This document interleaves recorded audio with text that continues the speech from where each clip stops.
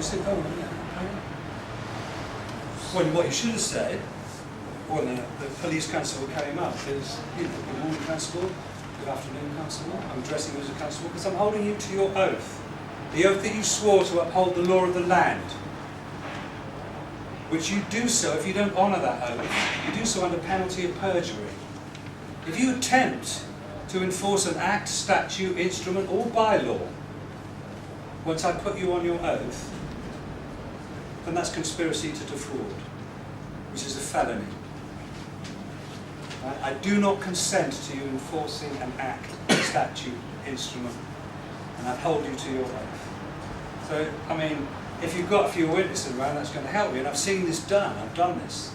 You know, but I wouldn't advise it if there's just one of you in the dark alley and there's three of them and all the rest of it. You know, use your street sense, really. but that is, and I've done that. You know, I can speak. I've done that in. There's an incident in Trafalgar Square where corporate guys came up. It was English Heritage. Yeah, they came up. And a guy came over here, he was a priest from Canada. He wanted to do a vigil. I said to him, don't call it a process, I said a vigil for 50,000 Native American kids that died in custody of the Catholic churches or the collective churches over there. And he wanted to highlight their plight. You know, his story's really quite, his name's Kevin Annett. If you want to check it out on the internet, it's quite a powerful story. And he wanted to make a protest outside the Canadian Embassy, which is right next door to Trafalgar Square. And BBC 5 were there, they wanted to interview him, so they got the full Monty camera. I had a pen cam on me. And he was doing the interview, and I think it was 3 English Heritage guys with marine uniforms. They said, oh, you can't film here, it's against the bylaw. You have to have permission. So I went up to them and said, did you say bylaw? He said, yes, a bylaw.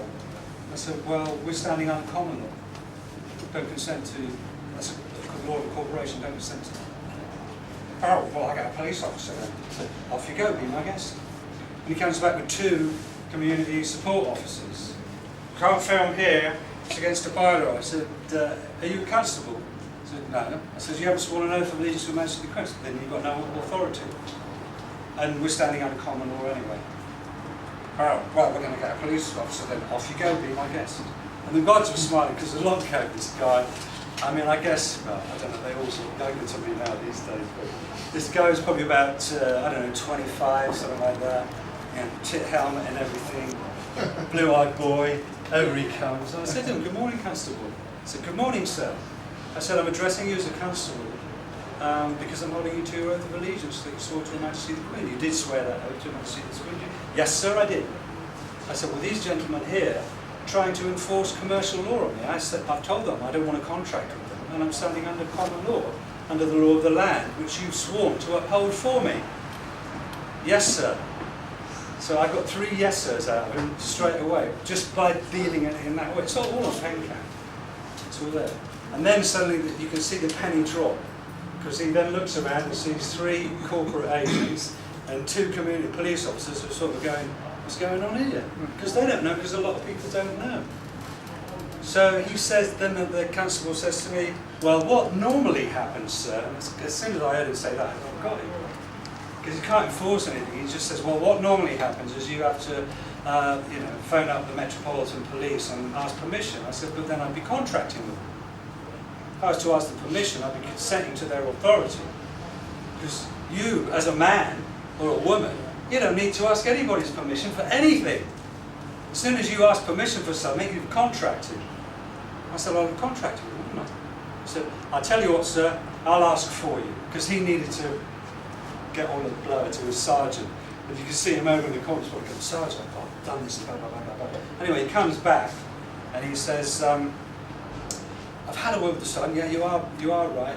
I'm just wondering if you may be better doing your vigil up on the top there, right outside the Canadian Embassy, because we were down where the fountains were. We'd already shot the footage we wanted to down there. So it might be better up there, because this ground here by the fountains, get this, guys, it's been sold.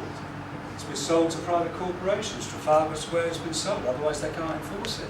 It would be a commercial bylaw. So that piece of yours, English heritage, private corporation, just because it's got English like Bank of England, private corporation, you assume they're there for our English stuff. It's just got nothing to do with it. And in order to give them a little bit of muscle and a bit of control, they can enforce their little bylaws. So it gives them a bit of power. But not if you're standing under the law of the land, which they didn't like. So he's in a bit of a difficult situation, this constable. So he did what a good constable should do. He's trying to create, trying to prevent a breach of the peace. He can't do anything. He's trying to work out the best deal for everyone.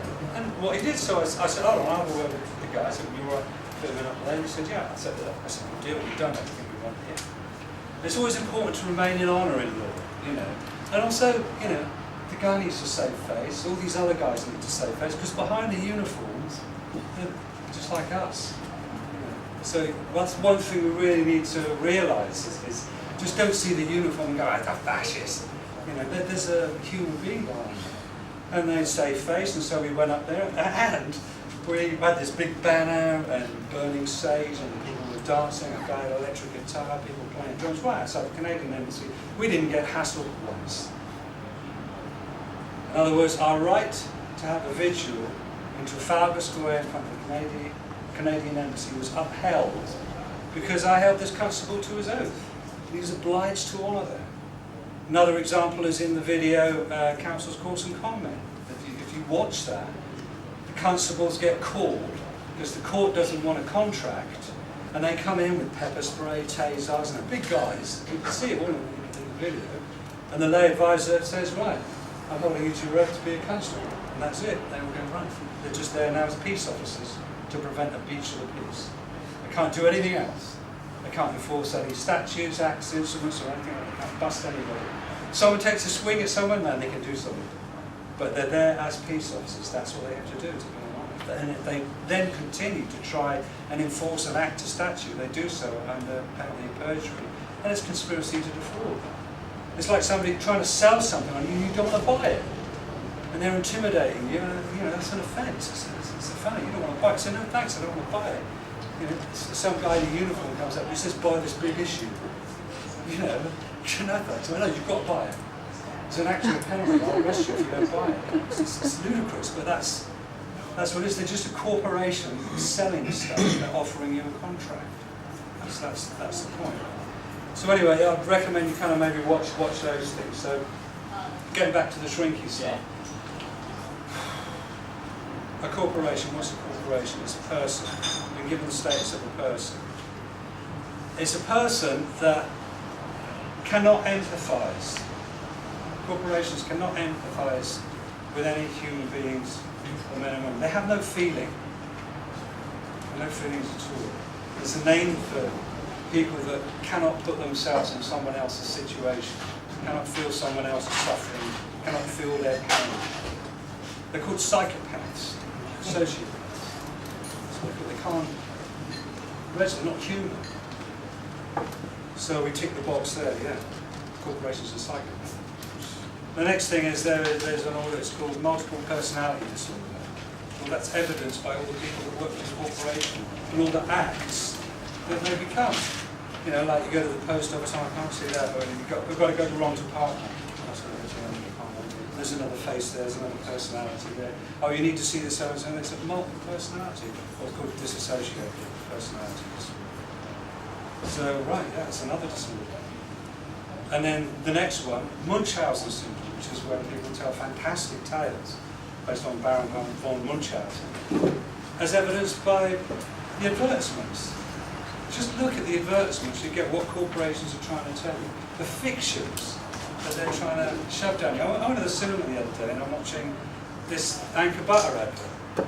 And it's cows working in a dairy, and they've got them all dressed up there, and it's supposed to be a gig, and then they go to this machine where they press a button and a turf comes out so they can eat that, and it's like, it's a complete fiction, it's complete insanity.